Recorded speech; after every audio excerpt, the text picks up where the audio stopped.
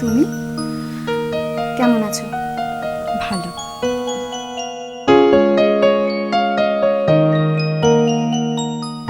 জ্যোতিদা, আরে এসে গেছো? দাঁড়াও, তোমার সার্টিফিকেটগুলো আর চেকটা দিই। বহুদিন বাদে অফিসে এলে, এখানে সাইন করো।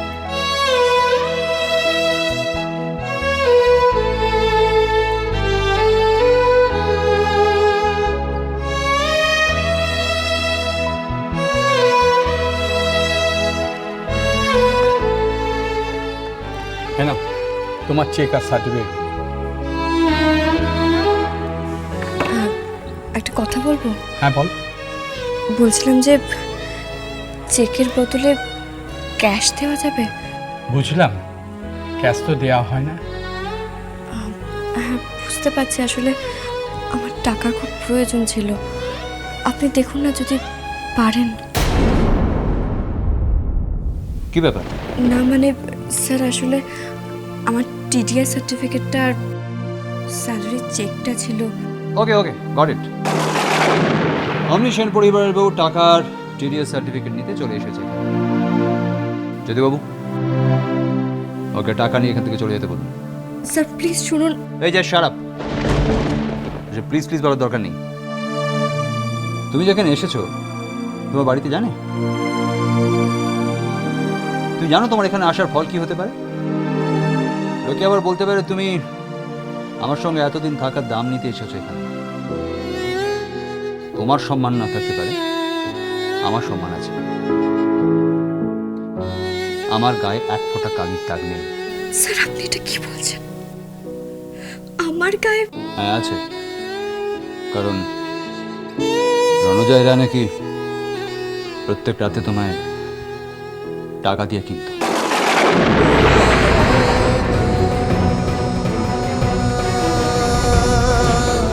জ্যোতিবাবু, আজকের পর আর কোনোদিন যেন ওকে অফিসে না get out.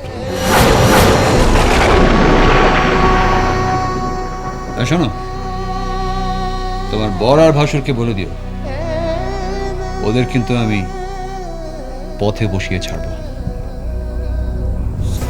Excuse me mister Ranajoy,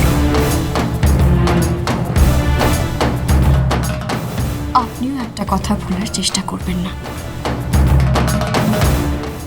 আপনি ভুলেও যদি ওই পরিবারের ক্ষতি করতে চান, তাহলে সবার প্রথমে আপনার সামনে যে রুখে দাঁড়াবে সে হবে টাপুর চৌধুরী।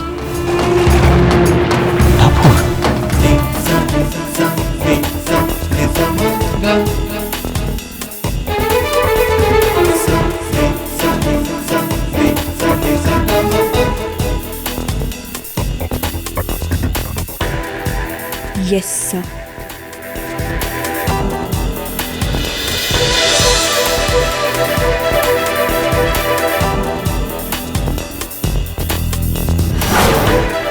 তাহলে সবার প্রথমে আপনার সামনে যে রুখে দাঁড়াবে সে হবে টাপুর চৌধুরী।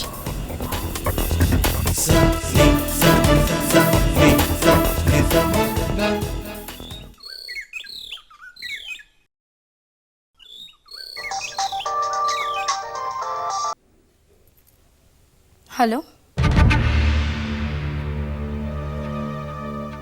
তাই? ওকে ওকে, থ্যাংক ইউ সো মাচ।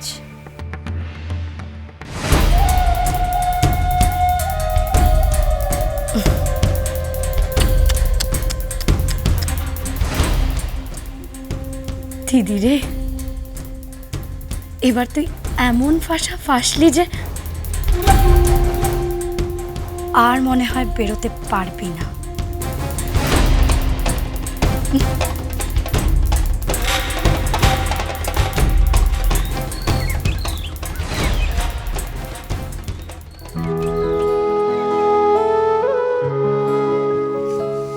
বসো।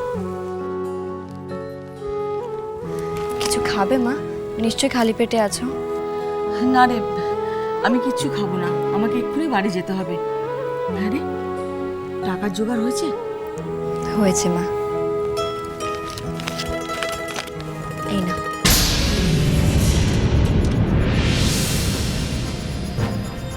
2000 আছে তো? 5000 দিয়ে দিয়েছি।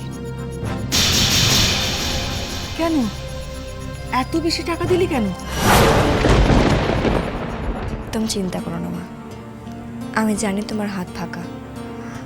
বাকি টাকা দিয়ে তোমার ওষুধ, বাবার ওষুধ সব কিনো। আর টিকলির টিউশন ফিটাও তো বাকি আছে। তাই বলে তুই এতগুলো চিন্তা করো না মা, তুমি রাখো।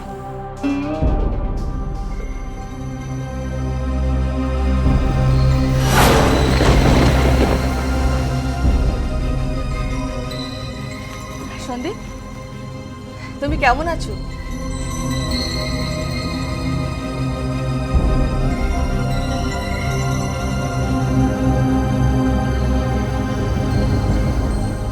আরে টাপুর, সন্দীপ এরকম ব্যবহার করলো কেন? কিছু হয়েছে?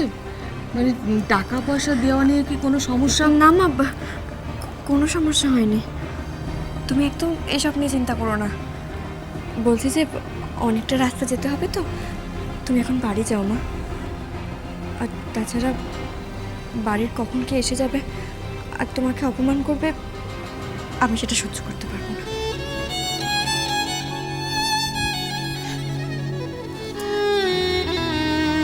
সাবধানে থাকিস। তুমিও সাবধানে যেও। আসছি।